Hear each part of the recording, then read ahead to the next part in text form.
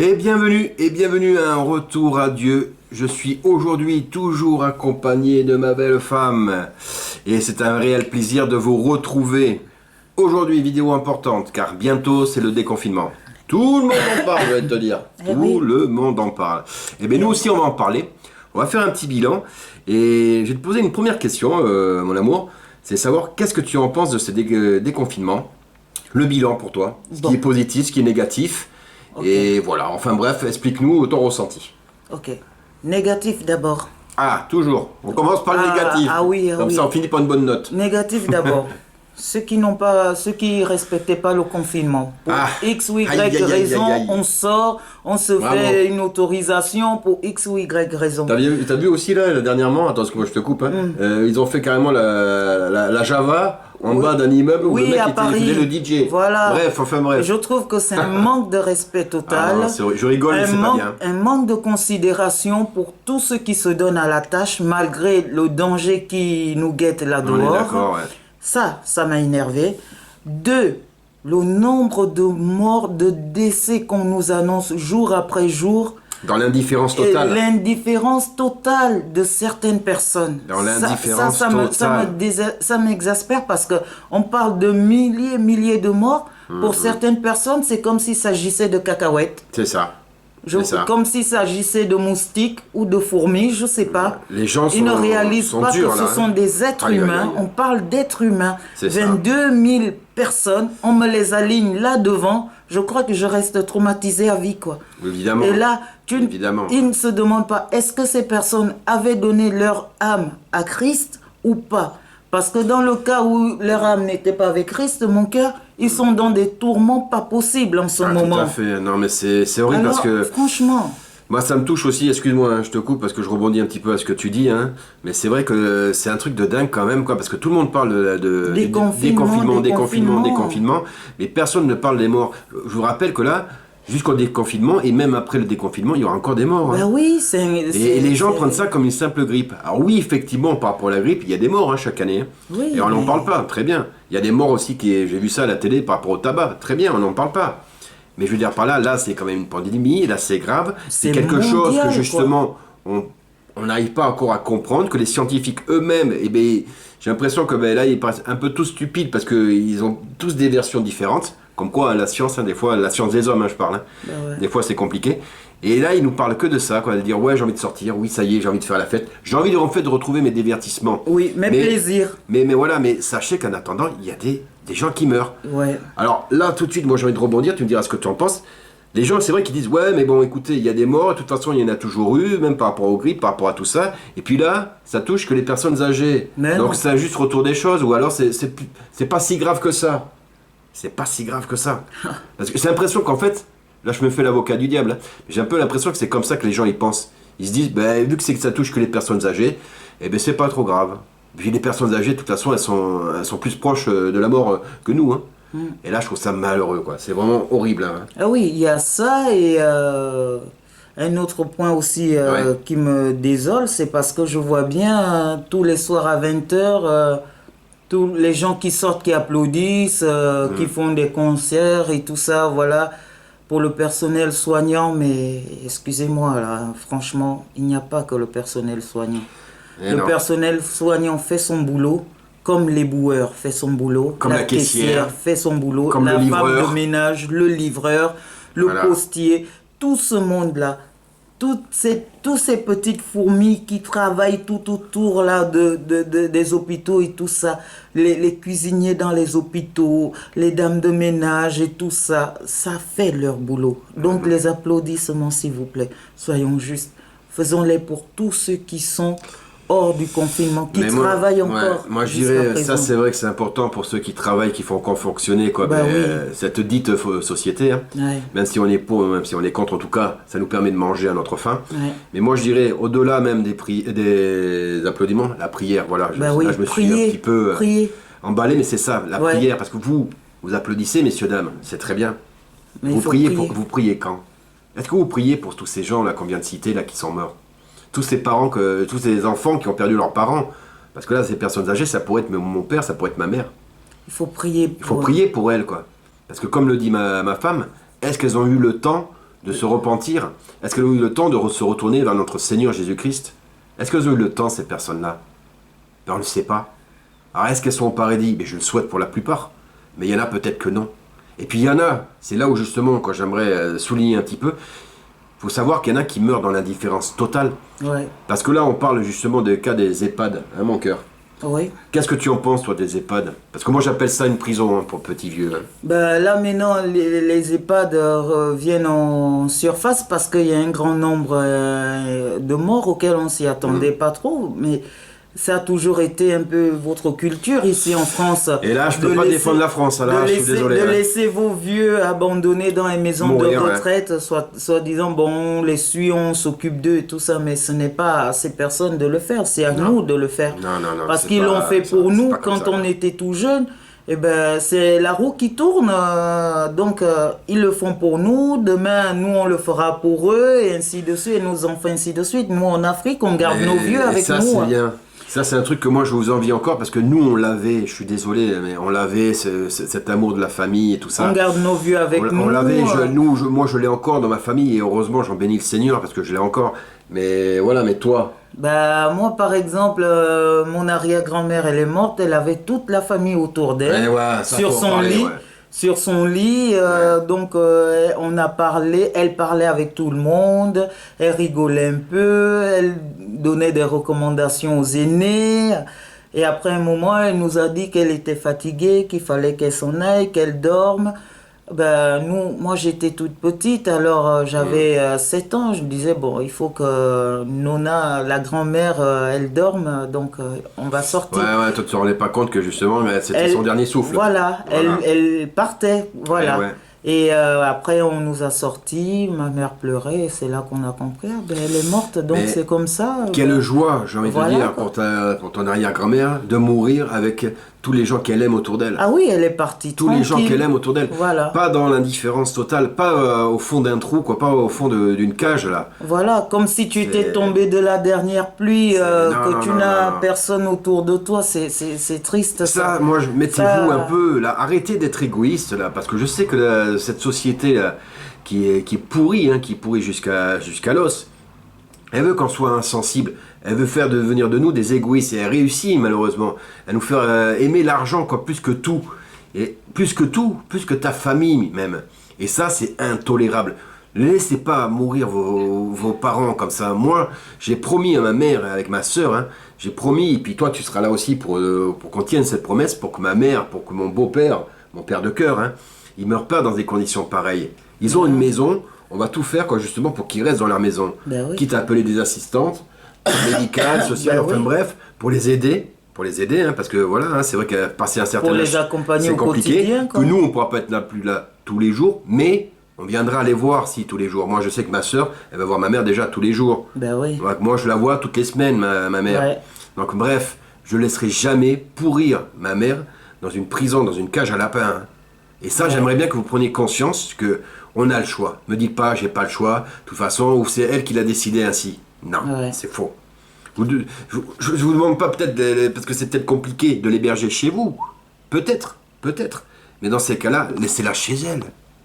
Laissez-la chez elle et quoi? Avec tout ce qui l'entoure, tout ce qui lui fait du bien. Non, mais parce que c'est important ces petits détails pour une personne âgée. Ce qui est là, c'est qu'il y a malheureusement plusieurs familles qui souhaitent que ces personnes âgées s'en aillent le plus rapidement possible pour s'emparer des héritages. Ça, c'est un autre débat, mais on avait déjà parlé, mais tu as raison. Voilà, donc c'est pour cela, ça ne les arrangerait pas prendre soin de ces personnes et les laisser à l'abandon dans les EHPAD. Bon, bref.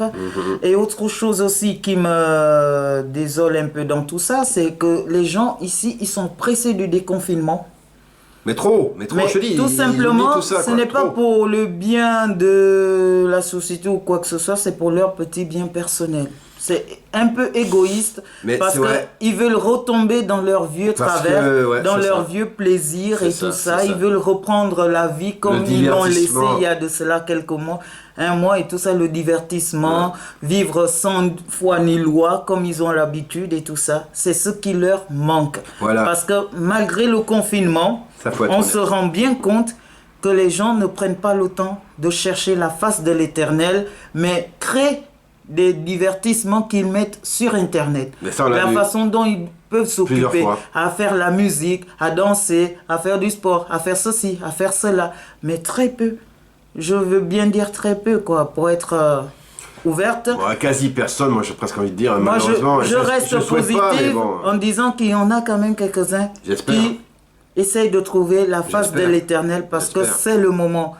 Rien n'arrive par hasard. On ne sait pas si cette pandémie est un appel de Dieu pour nous faire comprendre que, écoutez, si avant vous n'aviez pas le temps de chercher ma face à cause du travail, à cause de ceci et cela, vos train-train quotidiens, là maintenant que vous êtes confinés, H24, essayez de trouver, de me chercher et je me révélerai à vous, mais rien.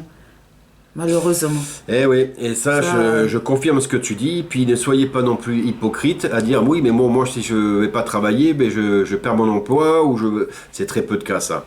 La restauration, c'est vrai qu'elle était lourdement touchée, ça, eux, je peux les comprendre à la limite, je peux les comprendre. Mais la plupart des gens, on le sait très bien que c'est pour retrouver vos divertissements, comme l'a dit ma femme. Et ça, c'est vraiment malheureux et ça nous touche, parce qu'on sait qu'à ce moment-là, vous pouviez vous retourner vers Dieu. Et justement, là, tu nous parles de Dieu. Comment ça se fait que justement les hommes, les grands hommes, hein, voilà, nos politiciens et tout ça, ils remercient pas le Seigneur? J'ai vu personne, en fait, même les personnes médicales. Ah non, pas tous. Hein. Mais qui le fait alors? Le président au Paraguay. Ah voilà, ça c'est une bonne nouvelle, parce qu'ici, que dalle. Le président au Paraguay a cité les Saintes Écritures lors d'un discours solennel. Ça fait plaisir.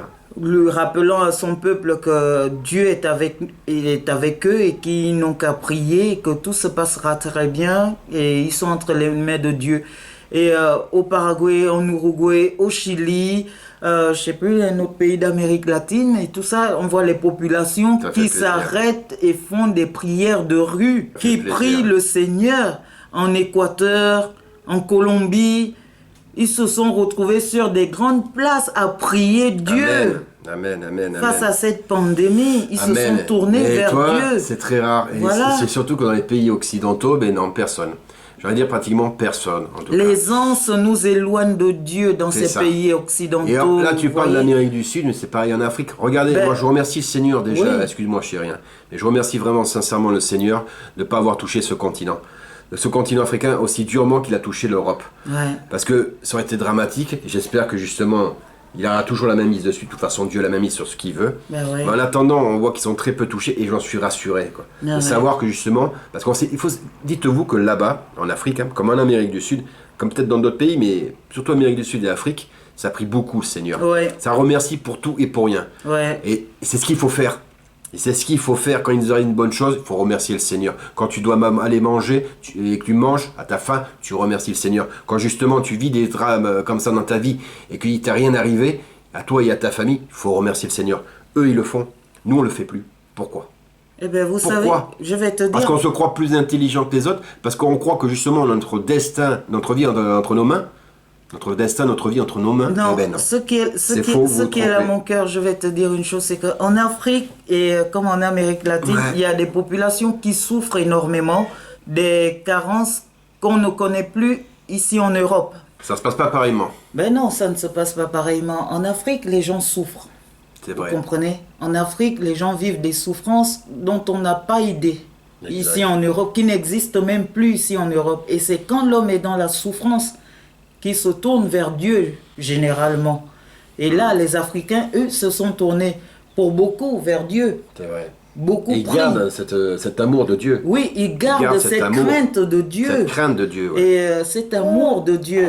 Franchement, malgré qu'il y en ait certains, bien sûr, qui restent dans des rites archaïques, les rites... Tout n'est pas bon non plus, attention, on ne dit pas que justement c'est le paradis là-bas. Ah non, c'est loin d'être le paradis. Ce que tu es en train d'expliquer, explique beaucoup de choses, c'est que vu qu'ils ne connaissent pas, comme nous on connaît, à vivre dans l'abondance, dans le confort et tout ça, ils ont d'autres réalités dans leur vie, qui fait que justement ils se retournent plus facilement et aisément vers Dieu. Et c'est là où je pourrais que confirmer ce que tu dis, c'est vrai que c'est quand on souffre, que ça soit intérieurement, physiquement, enfin bref, quand il nous arrive une misère dans la vie, qu'on se retourne plus facilement vers Dieu. Voilà. C'est par rapport au coup dur, au coup du sort en fait. Ça. Exactement. Et ici, dans les pays occidentaux, il y a tellement d'opulence, tellement de liberté, tellement d'aisance que les gens en viennent à oublier que Dieu existe et ils se prennent eux-mêmes pour des dieux.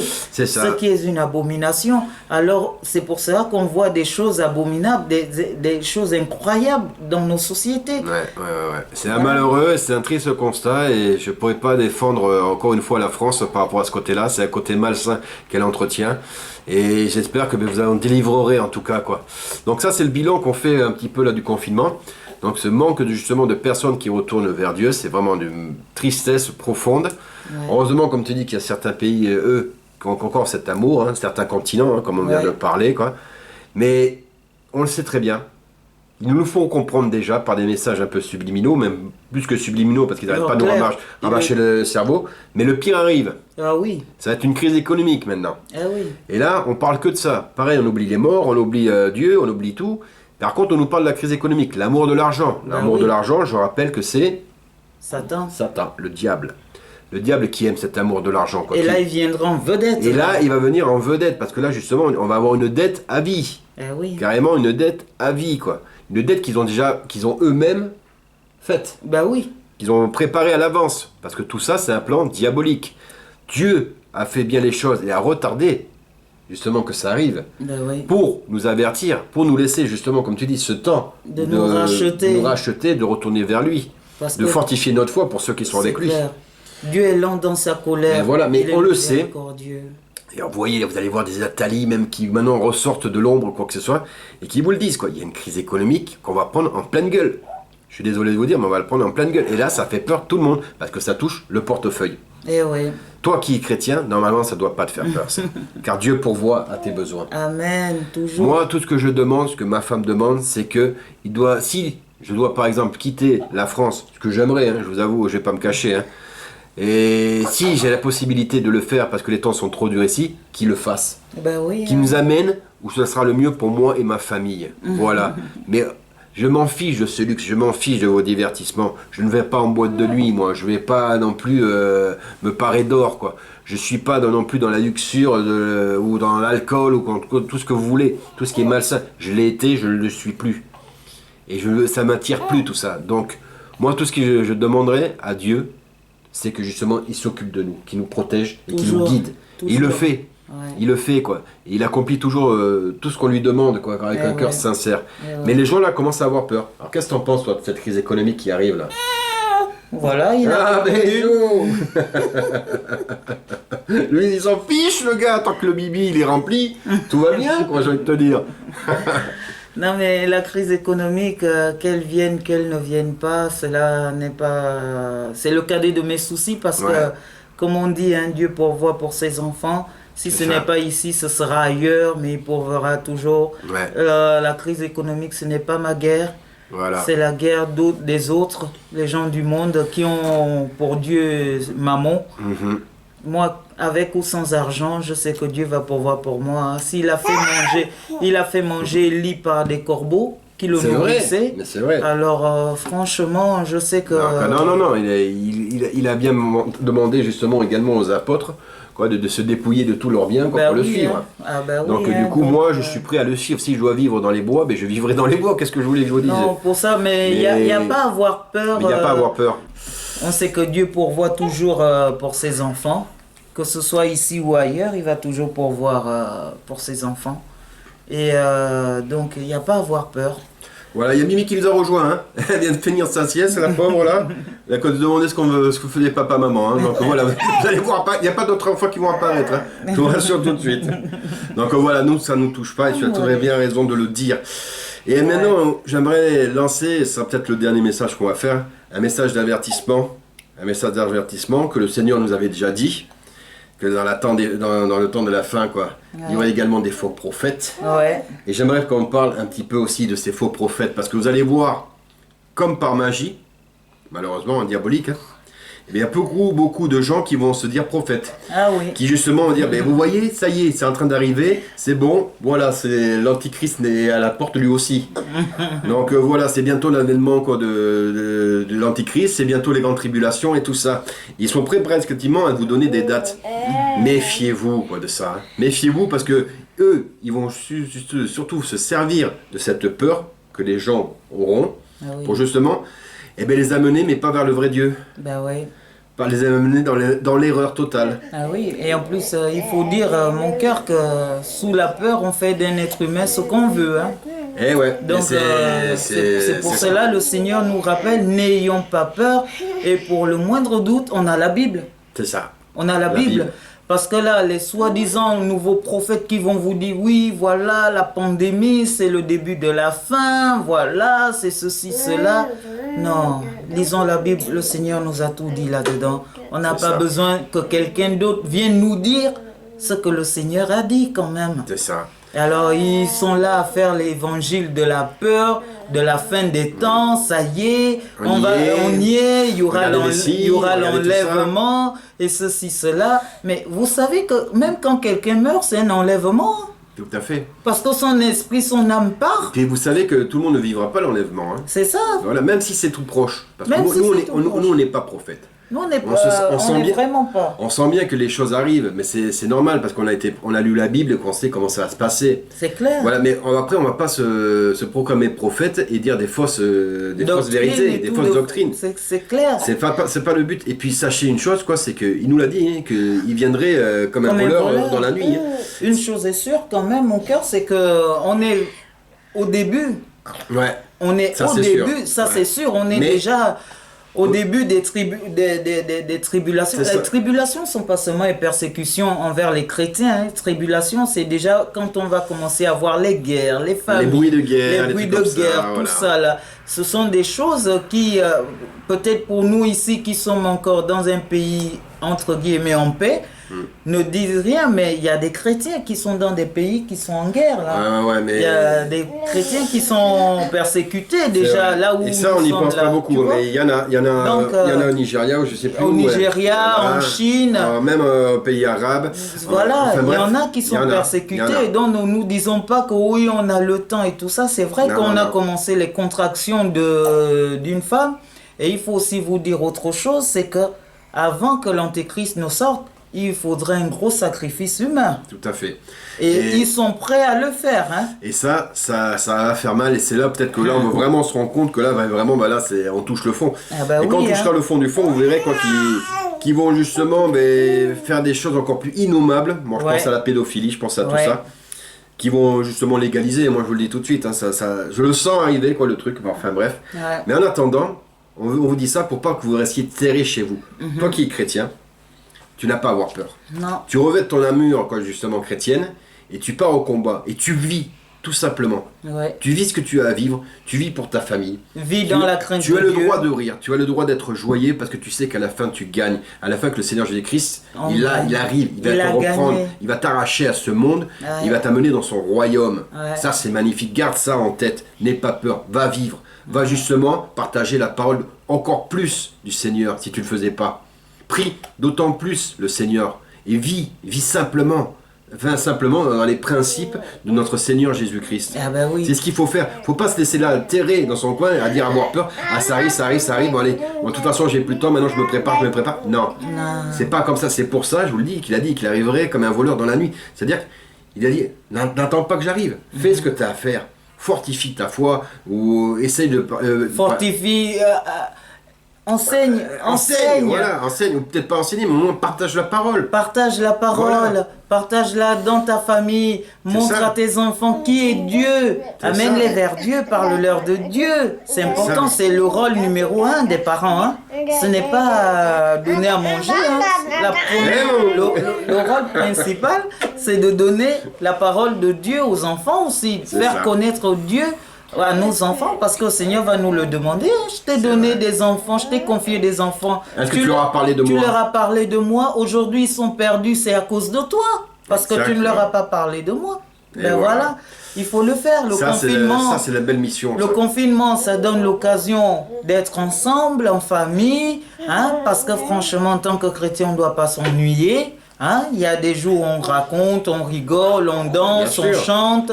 Hein, on regarde des films, des vidéos sur le Seigneur, on en apprend tous les jours parce que le Seigneur révèle toujours des choses. Je ne sais pas si ça vous arrive, moi ça m'arrive. Hein. De quoi? Parfois, j'ai une joie tellement forte que j'ai l'impression que je suis aspiré par le ciel. Quoi. Ça fait Genre, comme si j'allais Mais elle mourir. chante des louanges, je ne sais pas d'où ça vient, mais elle est Je te heureuse. dis, ça Et me voilà. prend une joie qui m'a envahi, mais au point où ça me donne un frisson qui me fait comme si on C'est ça. m'aspirait par le ciel. C'est Mais ça, bizarre, mais c'est dingue. Imagine au paradis comment ça va être, mon cœur. Ah bah oui, parce que parfois, moi quand je regarde le ciel, moi je vois pas les nuages. Hein.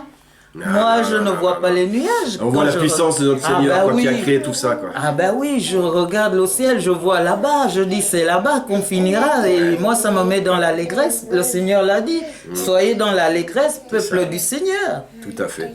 Donc voilà, c'était un bilan qu'on voulait faire par rapport au confinement. Ouais. Une petite touche d'espoir pour la fin, n'ayez pas peur. Hein.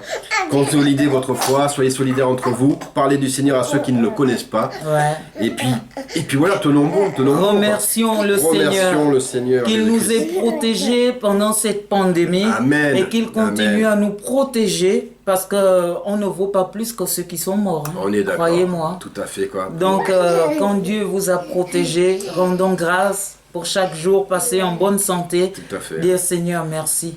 Beaucoup sont tombés autour de moi et moi je suis là. C'est le psaume 91 qui se manifeste là. Et- C'est ça, le psaume 91. Mais si les temps doivent devenir de plus en plus durs, en tout cas, elles ne seront pas pour nous parce qu'on a le Seigneur avec nous. Oh oui. Voilà. Et donc, je suis sûr que le Seigneur, il a déjà prouvé pendant des siècles qu'il protège ses enfants. Et il Amen. continuera à le faire si on lui demande d'un cœur sincère, Ouais. d'un cœur d'enfant. Toujours. Voilà. Eh bien, on va finir par une petite prière, hein, Oui, mon cœur, cœur. hein. Yeah. Et on vous dira bien sûr merci après. Hein. Oh mon Dieu, mon Seigneur, au nom de Jésus-Christ, je tiens à te remercier, pour cette vidéo, Seigneur. Je tiens à te remercier, quoi, justement, de pouvoir délivrer tout notre amour à nos frères et sœurs, que nous tenions bon par rapport à ces moments difficiles, Seigneur Jésus-Christ.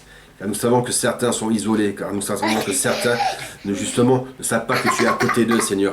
Dévoile-toi à eux, Seigneur Jésus-Christ. Amène-les à toi, Seigneur Jésus-Christ, pour qu'ils puissent profiter de ton royaume, de ton amour, Seigneur, de ta grande sagesse, quoi. Nous tiendrons fermement notre foi envers toi, Seigneur Jésus-Christ, car nous t'aimons d'un cœur sincère, d'un cœur d'enfant, Seigneur Jésus. Protège-les, protège-nous. Amen. Amen. Notre Père qui es aux cieux, que ton nom soit sanctifié, que ton règne vienne, que ta volonté soit faite sur la terre comme au ciel. Donne-nous aujourd'hui notre pain de ce jour. Pardonne-nous nos offenses, comme nous pardonnons aussi à ceux qui nous ont offensés. Ne nous soumets pas à la tentation, mais délivre-nous du mal, car c'est à toi qu'appartient le règne, la puissance et la gloire, au siècle et des siècles. Amen. En tout cas, on vous remercie tout plein, toujours pour les commentaires pleins d'amour. Des fois, on répond pas, je suis désolé, on est pris dans notre vie. Ah oui, c'est sport. Alors, on a deux petits, la petite Amy, regardez, ils n'ont pas bien vu le Joe. Regardez comme il est beau, le Giovanni. Alors, je vous dis, c'est sport. Hein. Ah, c'est un peu sport, c'est compliqué, même pour faire la vidéo là, ça a été dur. C'est sport. En tout cas, on vous dit à très très bientôt. C'est sport, mais super. Hein. Voilà, on vous embrasse, on vous Ciao, aime. ciao, Et on vous dit à une prochaine vidéo. Ciao. Bye bye, que Dieu vous garde. Ciao. Ciao. Ciao. Ciao.